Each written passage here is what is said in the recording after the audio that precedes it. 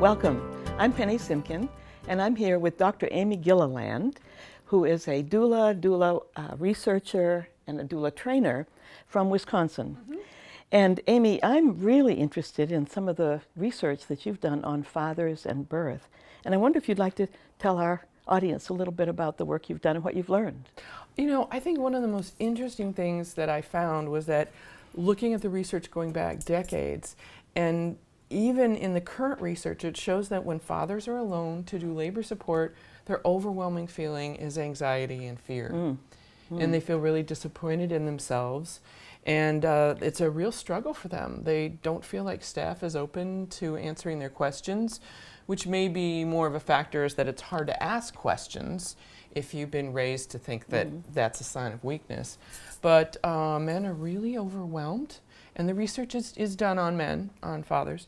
They're very overwhelmed, and it's really hard. It's much more challenging than they expected to see their partner in pain, and not be able to alleviate it, even if it's her choice to go through labor. That the way they view that, it's extremely difficult. And the other thing I learned was that this idea we have in American culture, and actually in Western culture, that men should do labor support, and that whatever's happening for them personally or emotionally, that should totally be disregarded because it has no value because she is in labor.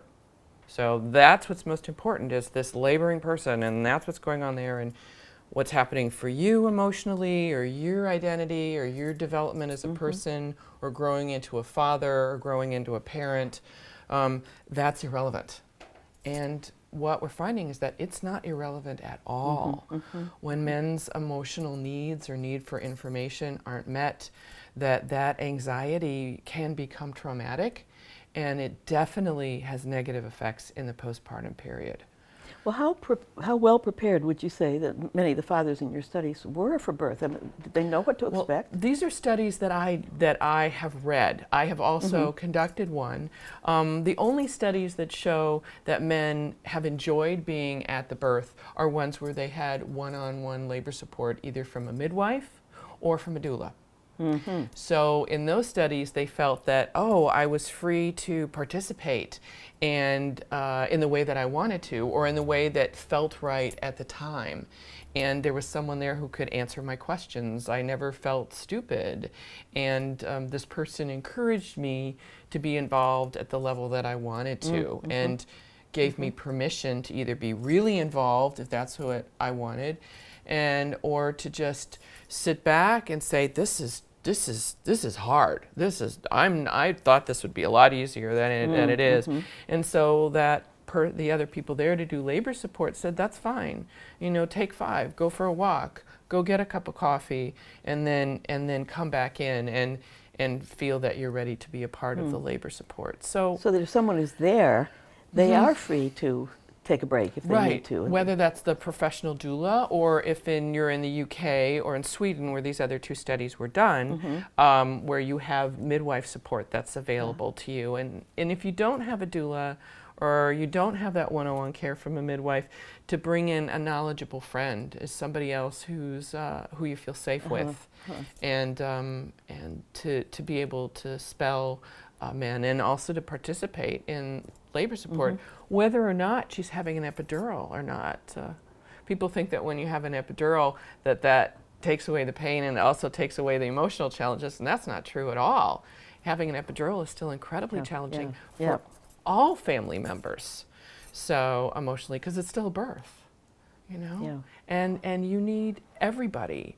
I think the change in values we need to have, that this research shows me, is that you need to value that all the members of that laboring person and her partner deserve emotional support. And for men, gendered men, especially, and biologic men especially, because of the way they've grown up, they've thought, well, physical pain has more value than anything emotional.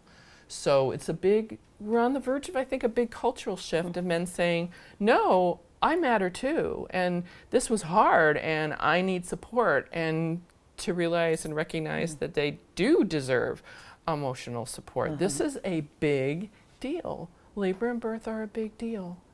Well, you have helped a lot to understand much of that.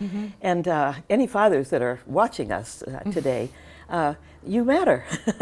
And you're having your own experience of birth that needs to be nurtured as well as the birthing woman's. Yes, right? and any non-laboring partner deserves that support.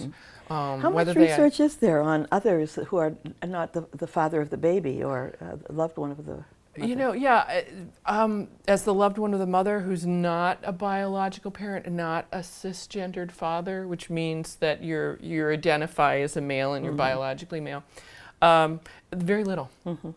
You know, there's some on teens and their parents and stuff, mostly when it comes to doulas or looking at social support. We've got data about that. Yeah. But there's no negatives. You know, there's really no negatives to bringing a doula or somebody else along for labor support. There's so much to do at a birth.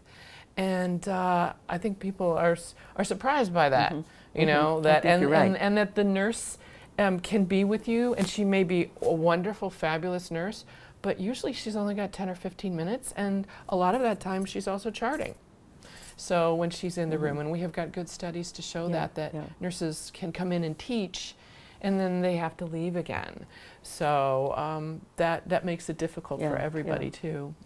I think you've told us some ways that fathers can be empowered to do the role that culture is expecting of them, but is not preparing them for.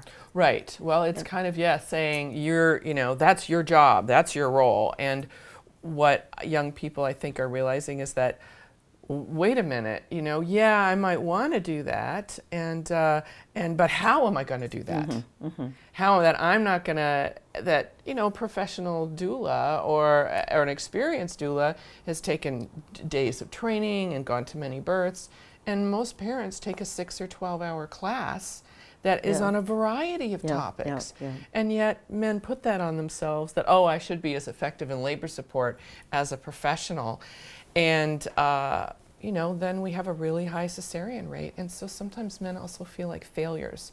That came across in the literature as well, that when their partner ends up with an unexpected cesarean section, that they also blame themselves. And sometimes the person who's had the cesarean, the mother or laboring person, feels that way too.